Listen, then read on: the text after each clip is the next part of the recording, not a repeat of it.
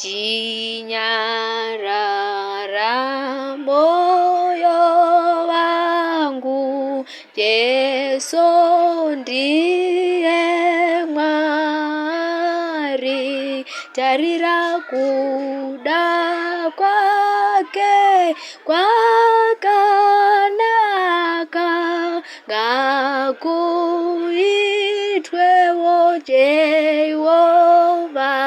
Ndakumbira Kristu Baba uyai, ndakumbira Kristu Baba uyai, iyawo unde uyai tenzi, Mwari wechinyarara moyo wangu, Yesu ndiye mwari, nokuti zvinhu zvose Mwari zviri pasi, uye zvakasikwawo naye.